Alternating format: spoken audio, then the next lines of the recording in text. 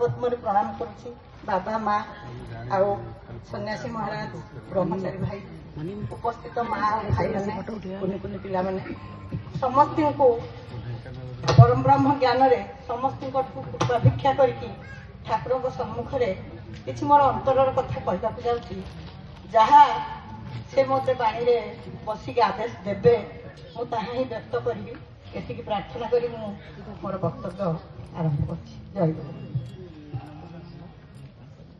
मु 1977 मसीह बाबा को दीक्षित होता मो जीवन से गोटे परम सौभाग्य थिला आ मोर द्वितीय सौभाग्य थिला मो स्वामी द्वारा बाबा जीवनी लेखन ए सांसारिक माया बंधन भितर यही दीटा को ही मोर परम सौभाग्य बोली एबे उपलब्धि करछि किंतु किछि वर्ष परे बाबा को प्रबल गाली गुलज करछि सेथिपय मु प्रथमे क्षमा भिक्षा करुछि आ से अनुभव कथा किछि आपण मानकु कहबी गाली दियंतु बाबा हमर गाली खाइबार भारी अभक्त मु बहुत मां मानक संगे अंतरंग हेछि बहुत गाली काहे बाबांकर एटा ताकर आमठू गोटे स्नेहर भिक्षा ना कौन मु बुझीनी से सब किंतु गाली दबारे आमे धुरंधर कहीं गुरु कौन आमे जानिने बाबा आमर प्रियतम एटा आमे समस्ते जानिछे तेणु निजर दुख पाई प्रियतम लोकटी को दायी न करी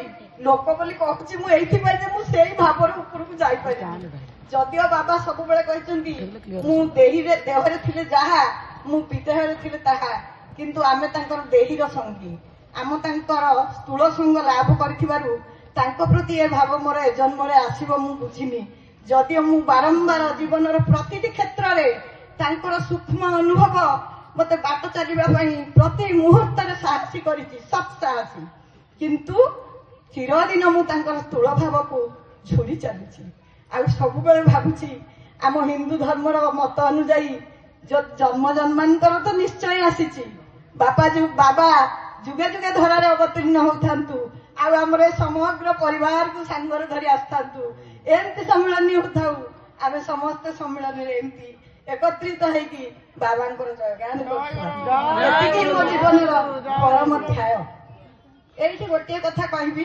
1999 मसीह रे जेतेले प्रथम एई संघ बा एई सम्मिलन आरंभ हैला सेतेबेले तो मु घोर दुख रे दिन काटुथि आउ बाबा होचंती बाबा को मुझे जानी गर्भावस्था कहीं ना मुझे पेटर थी बापा ढेंकानाल कामाक्षानगर दे नुआ गाँ जाऊे मो बो जेहेतु अंतसत्ता थिला आ घोर जंगल रे थिला बाबा ताकू बहुत भल पाउथिले आ मो पई नुह बो पई किछि भल मंद आश्रम जिनिस आ बोर देह जदि असुस्थ थाए कि होमियोपैथिक औषध पठाती से औषध मोर आज जाए कम कर एलोपैथिक खाऊरी कृपा तेणु बाबा जो मत 1999 मसीह कहले मुनु गलु आज महिला सभा कहबू बहुत अन्न नष्ट होची मना करू मत भाजरे आग राग मारा मुझे स्कूल रे पढ़ुली स्कूल कैरियर रे मु स्टेट लेवल भी भाषण प्रतियोगिता रे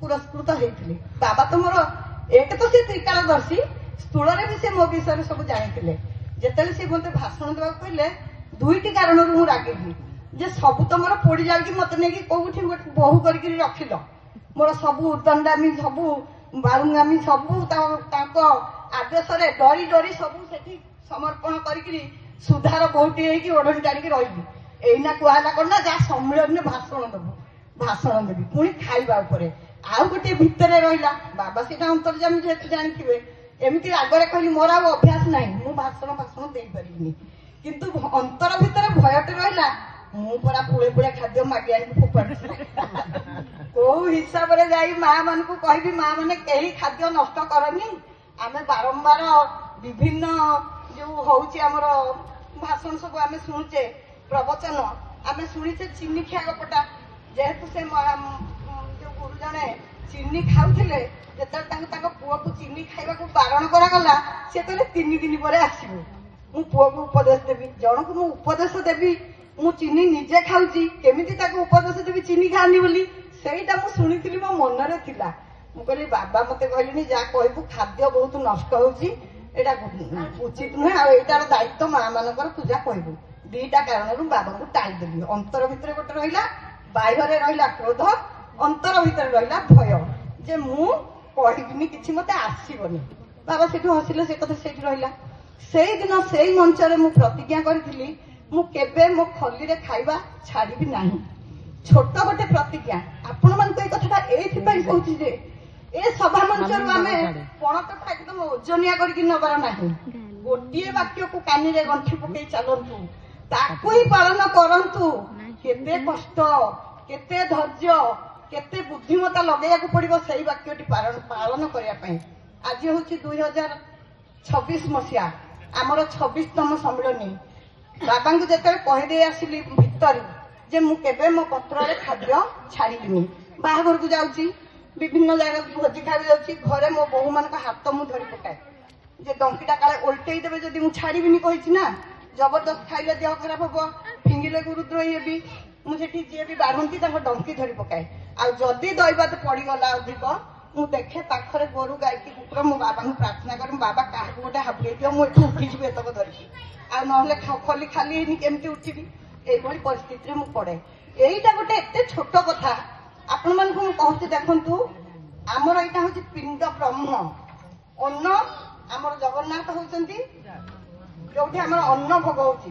ଅନ୍ନ ନଷ୍ଟଠୁ ମହାପାପ ଆଉ କିଛି ନାହିଁ। ଏଇ ଛୋଟିଆ କଥା, ଆପଣ ଭୋଜିକି ଯିବେ 50 ପ୍ରକାର ଜିନିଷ ହେଇଥିବ, ଆପଣ ଭାବିବେ ସବୁ ଚାଖିବି। ସବୁ ଚାଖିବାକୁ ଟିକେ ଟିକେ ଆଣିଲା ବେଳକୁ ବି ଏତେ ହେଇଯିବ, ଆପଣ ଖଲିରେ ଖଲିଏ ଫିଙ୍ଗିବେ। ଉଚ୍ଚିଷ୍ଟଟା କାହାକୁ ଦିଆଯାଏନି, କିନ୍ତୁ ଯଦି ଖାଦ୍ୟଟା ଆମେ ନ ଆଣିକିରି ରହିଗଲା, ସେଇଟା ନିଶ୍ଚିତ ଭାବରେ କାହାକୁ ଗୋଟେ ଦିଆଯାଇପାରିବ। ବେଳେ ବେଳେ ମୁଁ ଏମିତି ଅନେକ ଭୋଜି ଭାତରେ ବି ଦେଖିଛି, ଯୋଉମାନେ ଖଲିପତ୍ର ଉଠଉଥାନ୍ତି, ଯୋଉମାନେ ସେ ବାସନ ସଫା କରୁଥାନ୍ତି, ସେମାନଙ୍କୁ ଶେଷରେ ଖାଇବାକୁ ଦବା ପ୍ରଥା। ଏଇଟା ମୁଁ ଆଗରୁ ବି ବହୁତ ସଭା ମଣ୍ଡପରେ କହିଛି। ଯୋଉମାନେ ଆମକୁ ଆସନ୍ତି ସେଇ କାମ କରିବାକୁ, ଏଠି ବି ଅନୁରୋଧ କରିବି, ପ୍ରଥମେ ସେମାନଙ୍କୁ ଖାଇବାକୁ ଦେଇଦେବା କଥା। କାହିଁକିନା ଶେଷରୁ ଆମେ ସବୁ ଆଇଟମ୍ ବି ନ ଦିଆଯାଉ ପଛକେ, କିଛି ଖାଇବା ଜିନିଷ ପେଟ ଭରିକି ତାଙ୍କୁ ଦେଇଦେବା କଥା। କାହିଁକିନା ସେମାନେ ସରିଲା ବେଳକୁ ଅପେକ୍ଷା କରିଥିବେ, ଆଉ ରହିବ କି ନାହିଁ ସେଟା କହି ହବନି। ଏଇଟା ତ ଗୋଟେ କଥା ମନକୁ ଆସିଲା ବୋଲି କହିଦେଲି। ଯୋଉ ଛୋଟ କଥାଟା ଉପରେ କହୁଛି ଦେଖନ୍ତୁ, ଯୋଉ ଭାଇ ମାନେ ବାଢୁଛନ୍ତି ସେମାନଙ୍କୁ ଗୋଟେ ଅନୁରୋଧ କରିବି, ଯେହେତୁ ବାବା ମତେ ସେତେବେଳେ କହିଥିଲେ, ମୁଁ କହିନଥିଲି, ଆଜି କହୁଛି, ଯଦି ଅଳ୍ପ ଅଳ୍ପ ବଢା ହବ, ଏମିତି ବି ଆମର ମା ଭାଇ ଅଛନ୍ତି ଯିଏ ବି କହିବେ ଦେଖୁନ ସେ କେମିତି ଡଙ୍କି ହଲେଇ ଦେଇ ଯାଉଛି। ସେଇଟା ଭାବନ୍ତୁନି ଆପଣ ମାନେ। ଆମର ଯେହେତୁ ବାରମ୍ବାର ପରସିବାର ପ୍ରଥା ଅଛି, ଆମେ କାହିଁକି ଅଧିକା ଅଧିକା ନବା, କାହିଁକି ଫୋପାଡିବା? ଆମେ ଅଳ୍ପ ଅଳ୍ପ ନବା, ବାରମ୍ବାର ମାଗିବା। ଲାଜ, ଏଇଟା ଆମ ବାପ ଘର ପରା, ଆମ ଗୁରୁଙ୍କ ଜାଗା, ଆମକୁ କଣ ଲାଜ ମାଗି ଖାଇବାକୁ ଲାଜ ଲାଗୁଛି? କିନ୍ତୁ ଫୋପାଡିଲେ ଆମର ମହା ଅପରାଧ ହବ। କାହିଁକି ନା ଆମେ ସେଇଥିରେ କିଛି ଗୋଟେ ଉନ୍ନତି କାମ କରିପାରିବା, କି ଆଉ 5 ଜଣଙ୍କୁ ଖାଇବାକୁ ଦେଇପାରିବା। ଆଜିକାଲି ପଠେଇ ଦିଆଯାଇ ପାରୁଛି, ଯୋଉଠି ଆମେ ଭାବିବା ଯେ ଅମୁକ ପଡାରେ ଅମୁକ ସାହିରେ ଲୋକ ଖାଇ ନଥିବେ, ସେଠିକି ଆମେ ଖାଦ୍ୟଟା ଯଦି ଉଚ୍ଛିଷ୍ଟ ନ ହେଇଥିବ ଆମେ ପଠେଇଦେବା। କିନ୍ତୁ ଯଦି ଉଚ୍ଛିଷ୍ଟ ହେଇଗଲା, ଫୋପାଡିବା ଛଡା ସେଇଟା ଆମେ ଗୋଟେ ଅନୁଭବରୁ କହୁଛି ଯେ ଆମେ ଖାଦ୍ୟ ନଷ୍ଟ କରିବା ନାହିଁ। ଘରେ ହଉ ବାହାରେ ହଉ, ଘରେ ଆମ ମା ମାନଙ୍କର ଦାୟିତ୍ୱ। ପଖାଳ ବଳି ଯାଇଥିଲେ ଆମେ ଆଳୁଟେ ସିଝେଇ ଦେଇ କହୁଛେ ଆଜି ସେ ପଖାଳ ଗଣ୍ଡା ଖାଇଦେବା, କାହିଁ ସେ ଭାତ ଫୋପାଡିବା? ତାହେଲେ ଏଠି ଆମେ କାହିଁକି ଏତେ ଅନ୍ନ ଆମେ ନଷ୍ଟ କରିବା? ସେଇଟା ପାଇଁ ଟିକେ ସଜାଗ ହେବା ପାଇଁ ମୁଁ ସମସ୍ତଙ୍କୁ ବିନମ୍ର ଅନୁରୋଧ କରୁଛି। ଆଉ ଗୋଟିଏ କଥା ମୋ ଜୀବନର ଅନୁଭୂତିରୁ କହୁଛି। ସବୁବେଳେ ଆମେ ସମସ୍ତେ କହୁଛେ ହେ ପ୍ରଭୁ ତମେ ହଉଛ ସର୍ବମୟ, ଅନ୍ତର୍ଯାମୀ, ସବୁ ମାନେ ଦିବ୍ୟ ଦ୍ରଷ୍ଟା, ବିଭିନ୍ନ ଆଖ୍ୟା ଆମେ ଦଉଛେ ଯେହେତୁ ସେ ସର୍ବଶକ୍ତିମାନ। କିନ୍ତୁ ତାଙ୍କୁ ଆମେ ସର୍ବଶକ୍ତିମାନ ଭାବରେ ପ୍ରକୃତରେ ଅନ୍ତରରୁ ଗ୍ରହଣ କରୁଛେ କି? ନିଜକୁ ପଚାରନ୍ତୁ। ଯଦି ଆମେ ତାଙ୍କୁ ସର୍ବଶକ୍ତିମାନ ଭାବରେ ଗ୍ରହଣ କରୁଥାନ୍ତେ, ଆମେ କୁହନ୍ତେ କି ଠାକୁର ମୋର ଅମୁକ କାମଟା କରିଦେଲେ ମୁଁ ସୋମବାର ଦିନ ଯାଇ ଗୋଟେ ନଡିଆ ବଢେଇବି, କହନ୍ତେ କି?